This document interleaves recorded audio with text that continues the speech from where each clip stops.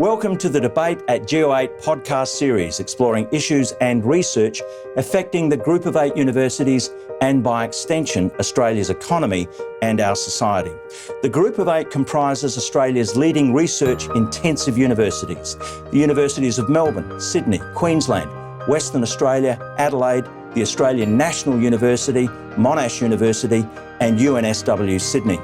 Today we'll be taking a closer look at research being undertaken at Adelaide University, which has enormous potential benefits for primary producers in the Indo-Pacific region and Australia's standing among our near neighbours.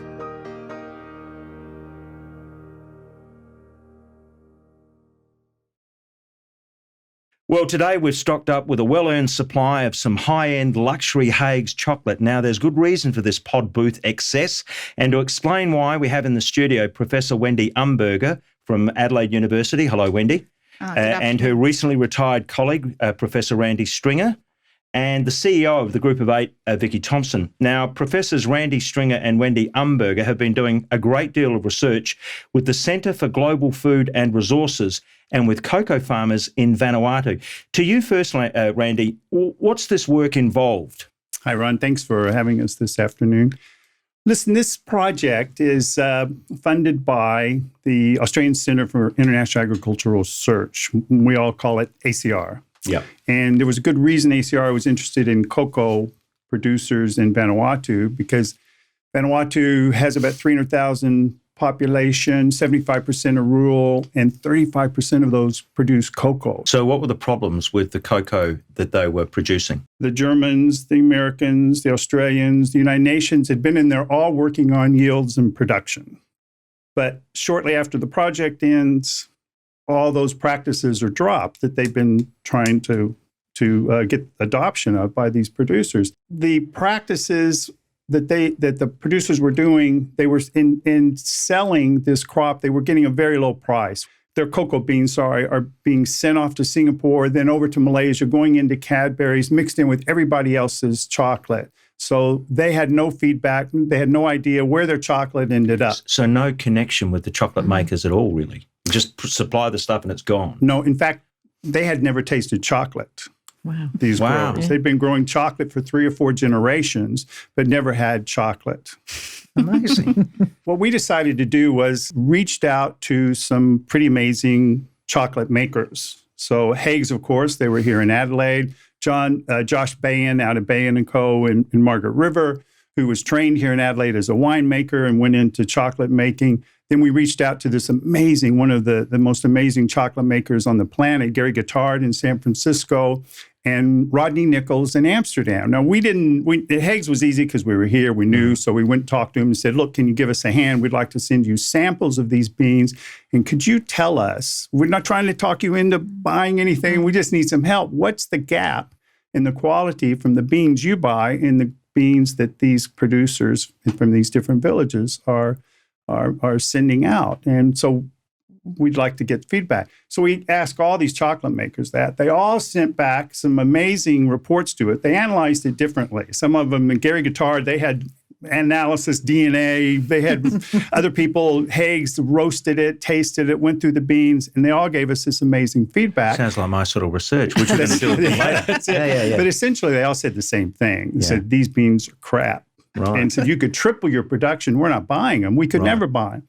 But the best news for us, they said, listen, how do we help? How can we get in here and help you? I mean, Gary Guittard says, we can, even if you had great quality, we can't buy these because we only do single variety beans. We were going to produce a chocolate bar. But the others, everybody else was saying, look, how do we help? And that's what started changing everything. And thanks to Josh Bain, who said, we'll do more than help. I'm going to make chocolate out of these different samples from 8 of these villages. And can I go with you over to Vanuatu? So for the first time in their lives, these villagers not only tasted chocolate, but they tasted chocolate made from the cocoa beans from their village. Oh, right. They hated it too. Really? So they knew they had work to do. They knew they had work to do. They tasted it and they were going, oh my God, why do you guys eat this stuff? It tastes like cardboard. It's moldy. It's terrible. Yeah. And Josh said, well, wait, hang on. Try this from Madagascar. Try this bar from Venezuela. So they tasted this and they go, this is unbelievable. What did you do to this? What you put in here? And Josh, same recipe, exactly the same recipe, 75% cocoa, 25% So it's saying to them, it's what you grow. Well, it turns out that production really wasn't the problem. It's like wine grapes or it's like coffee.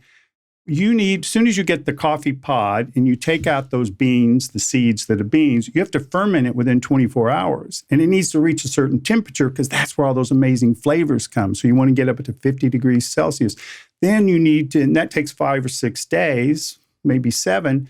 And then after that, you dry it, and you have to dry it. They were doing all of that wrong, and that's what the reports came back and said. They knew that the beans had picked too early, they hadn't fermented properly, and they hadn't dried it, so you get the mold because of the moisture. So those were the issues. But once they tasted chocolate, they said, we get it. And how much, and Josh says, here's what I paid for these cocoa beans, which is about 6-7 times higher than a price than they're ever going to get for theirs. So the focus became on the quality post-production because Wendy and I are economists. For us, if you get the incentive there, the production is going to take care of itself. That's why they were dropping those practices from all those projects in the first place, is because it wasn't worth it. It's not worth their time. But raised the price 5 or 6 times, 4 times, and they're ready to do all these practices. And Wendy, that's been happening? They're getting better prices? Yeah. They're getting, how much would the price have gone up, Randy? Look at what we've seen for the cocoa producers. They're getting 3 or 4 times the price. So instead of making $200 net from their coffee cocoa bean sale, they're getting $800. So not only are they paying for the school fees, they're putting solar panels on their houses so their kids can study at night. Wow. Yeah.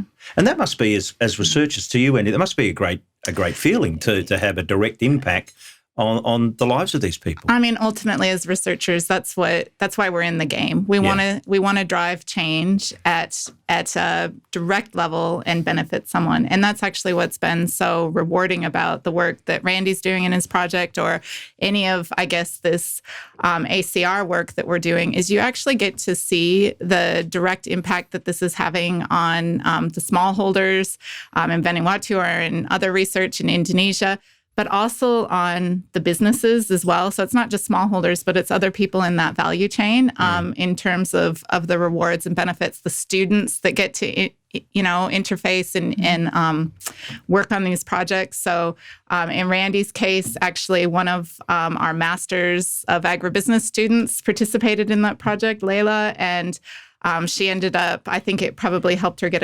employment because she'd had this hands-on experience because she did her research project. They have to do a short research project, and she did the research project on that.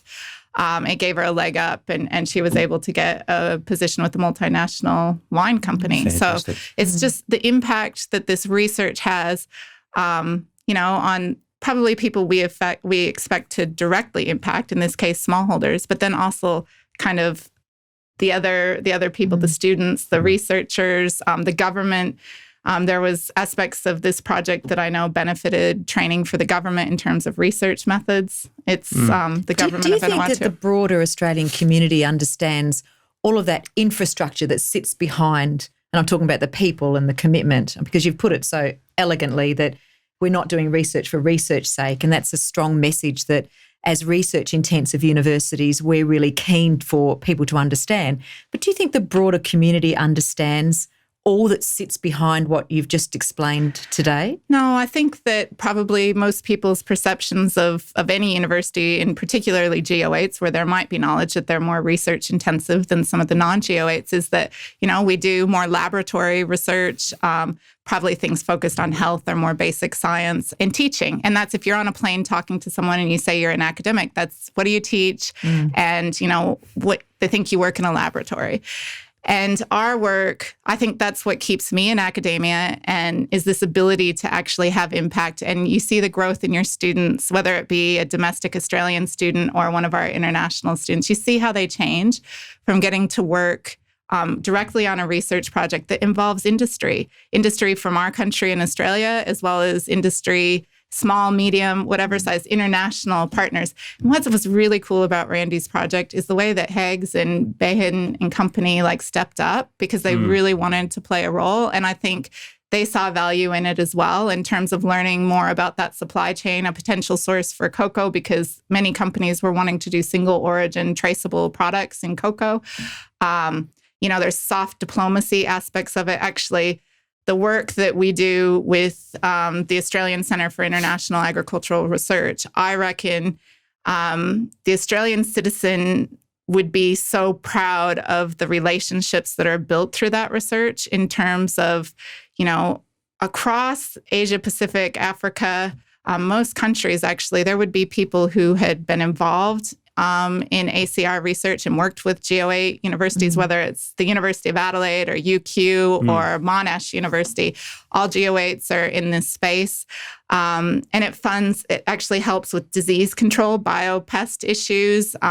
Many pests are kept from coming into Australia because of the work that we've done learning about diseases on more technical projects because of this work with ACR. But the relationships. So I think because of 40 years of ACR research with universities here, the Australian government can walk into most countries and there's partners that have been involved in this research. And those partners in our overseas partner countries know the value of that work and that trust in that relationship because we've worked collaboratively. You can't put a price on that. That's a deep relationship. You can't put a price on chocolate like this, and I'm determined to have some. And I can smell it. I mean, that's the other thing. It smells great. So why don't we all just grab a piece? Do we have to? Yeah, and we can talk about, Randy, what you're looking for in your research. The qualities that you look for. What are you looking for, and what have you? What are the discussions you've had with the people in Vanuatu and other Pacific Islands about the way in which they can improve their chocolate? Look, I think in terms of what you're looking for, and I'm just parroting here because these chocolate makers, I'm just repeating what they tell me, what they learned. They're like, what we're tasting today is going to be dark chocolate, 75%, 60, 75%. And essentially you want white cane sugar because, so I'm told, that's not going to impart any other flavor. So what you're going to taste is just the chocolate. Now, all of us love milk chocolate and we love having cardamom in it or raisins or sea salt, one of my favorites.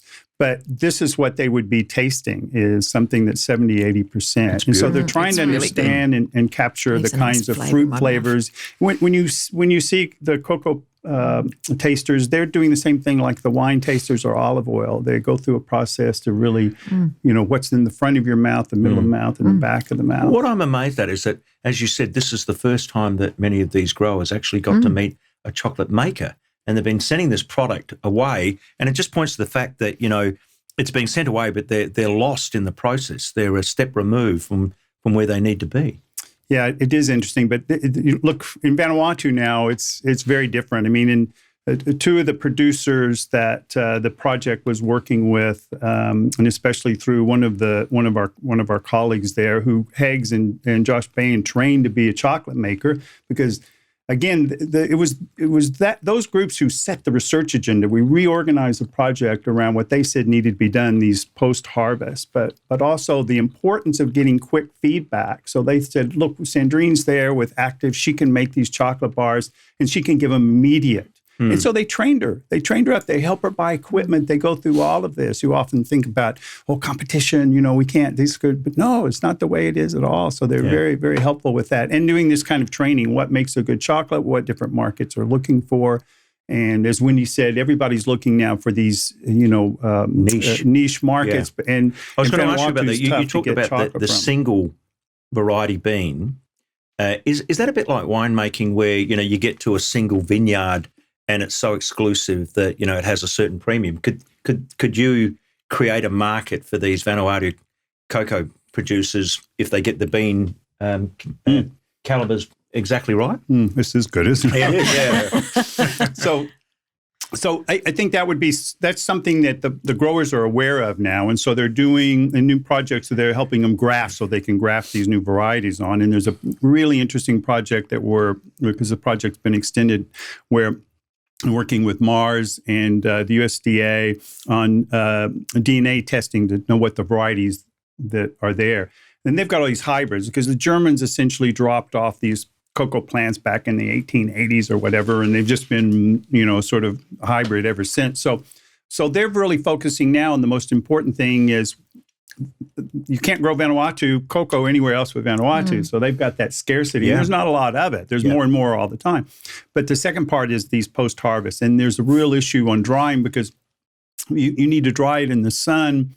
You don't want to have fires or smoke around it because you get smoke taint. And for whatever reason, most of those islands, Vanuatu, get a lot more sun than many other places. A lot more cloud cover. So it's so that's a big challenge for them to find using local materials and to find ways that they can innovate to. That's fantastic. To you, dry. Vicky, though, this typifies Group of 8 sort of research, doesn't it?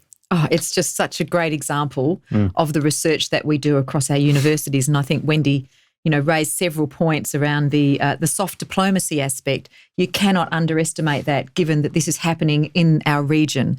And the Indo-Pacific region, it's where we live, it's where we operate, it's where we prosper. And so it's actually it's exciting to hear the research you're doing. And also highlighting the fact that research is a global pursuit. It doesn't happen in isolation, as you know. And we've got 2 researchers here who are economists, right? Working on chocolate and helping people in Vanuatu, but also bringing with them PhD students and their learning and their working with industry. And that is happening at scale across the Group of 8 universities. We do 70% of all university-based research in Australia. So we're the heavy lifters in that regard. And I think this is just one example of that research, which is having real impact on families, but also in terms of that soft diplomacy side, which we can't ever underestimate. And to you, Wendy, you're also involved in another project involving another near neighbour. Tell us about the work that you're doing in Indonesia with milk production, because obviously milk production is essential to chocolate production as well. What's going on there? Yeah, so this project, again, it's funded by the Australian Centre for International Agricultural Research. It's led by the University of Adelaide, but we have a really strong partner on it called Subtropical Dairy. So basically Queensland Dairy. And so kind of the technical lead on it, as I'm the economist, is an industry partner. And that's really unique. So the main aim of that project was similar to Randy's. Initially, when we started, it was to increase the productivity of smallholder dairies in Indonesia. And about 80% of Indonesia's domestic milk supply comes from smallholder dairies. Now, to define a smallholder dairy, it's anywhere from 3 to, you might have 20, but the average would be 4 dairy cows. Oh, wow. So they're quite small. And, Indonesia has a massive population and growing demand for dairy, and they aim to have self-sufficiency by basically the middle of the 2020s. But they only produce about a fifth of their needs now, right? Right. So you've got 230 million Indonesians. Right. And so Indonesia, in terms of what they domestically supply, it's mostly what we call short shelf life milk, so fresh. And that's where the demand's really growing. Because if they're trying to produce anything that's, longer term, they're competing in really this global powdered milk area, and it's difficult to compete because that's with large multinationals, large-scale dairies. So, and where the demand is this high-quality, fresh milk. And so the project was really, first we were just focusing on trying to increase output per animal or per farm. And what we found out when we engaged with the processors, so the end users of that product, was really that quality, they needed first quality to be addressed in order to kind of continue to grow the demand for domestic milk. So they wanted to start creating products that were sourced from Indonesia, because just like here, we'd prefer to have domestic products. Indonesians are no different. They take great pride in their domestic production and wanted more domestic milk. They viewed it as being safer and wanting to support smallholders there. There was plenty of technology that dairy farmers had been exposed to through pretty decent extension systems there. But what we were seeing is that the farmers weren't adopting that technology. So they maybe had been given information and training about how to increase output. To a lot of it was addressing disease issues, maybe breeding. The breeds were actually pretty good. They're not that different than what we have here. But there were disease issues, but milk quality ultimately was something where we could have a relatively quick turnaround. And so we got a processor to partner with us, a it's massively growing, the processor. It's called Chimmery, and they're focused on high quality domestically. They do, obviously, most of their products come from use international milk, but they want to grow the domestic supplies of really high-end products and healthy products. So healthy, safe, domestically sourced. And so that processor worked with us. And we learned with the dairy scientists in terms of what were the issues with getting quality milk. And then, I'm the leader, but actually my scientific role was understanding how we could drive behavior change. So in some ways, it's similar to Randy's, where we looked at this value chain and tried to look at where's the breakdown in issues. And we identified quality as a breakdown. Farmers might know what they need to do to improve quality, but they need an incentive to do it. And so we got Chimmery, the milk processor, to agree to pay incentives to farmers if they could produce higher quality milk. And then we went in and used innovative extension techniques as well. So was research going into what types of extension techniques, what types of incentives, what types of business models would help drive behavior change. And what we found out is that if we could get the right incentive in there and we could give farmers, similar to what Randy did in the cocoa project, we needed to give them feedback on what type of product are they producing. They had no idea what was the quality of their product. Actually, some of them hadn't tasted milk either. They didn't have any idea where it was going or who was using it. In fact, most of them had no idea. And if you get the quality right, suddenly you can make more product. Yep. And you can make more high-end product and get a better price for it. Exactly. And so we had to then.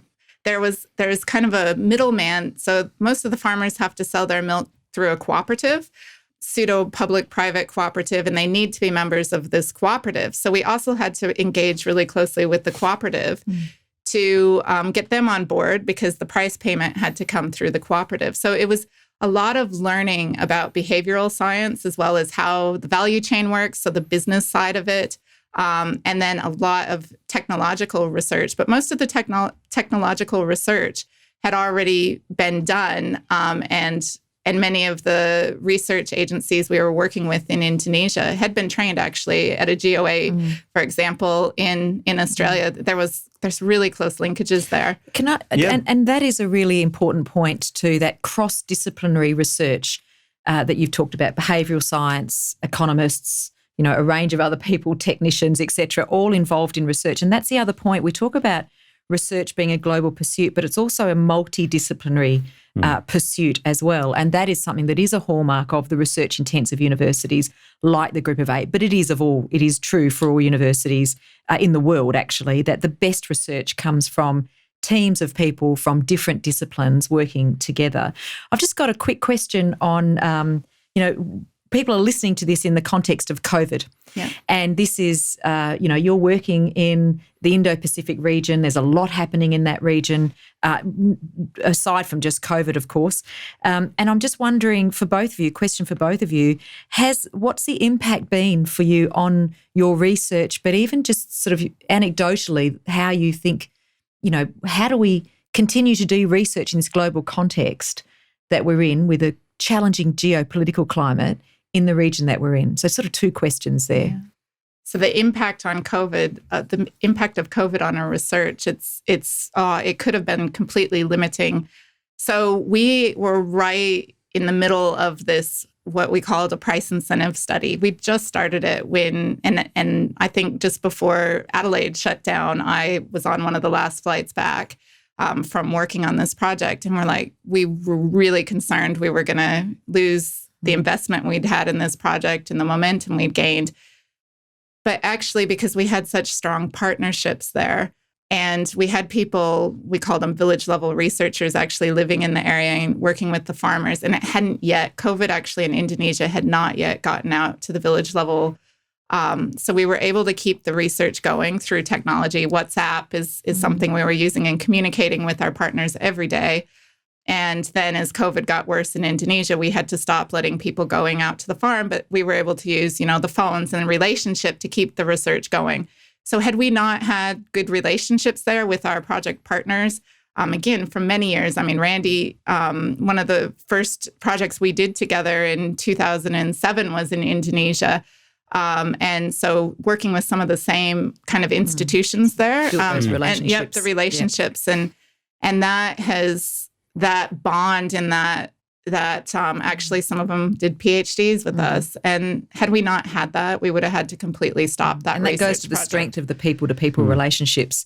That research actually underpins in that soft diplomacy kind of discussion that we were having previously. It must have cannot a huge underestimate impact that. on the way Australia's perceived throughout the Indo-Pacific, Indo-Pacific with the work that both of you have done. It does, and you build up. I mean, we're now getting, students coming back to University of Melbourne, to UQ, Adelaide, that their parents are, through this system, and they have that attachment. But I think going back to something Vicky said, I think is so important in those relationships, because it's not only multidisciplinary, as Vicky was saying, but also, as she said, about those partnerships you have with other researchers. And I think a lot of us, we just take that for granted. It's just, there it is. And that's what you do. You have conferences, you meet with people.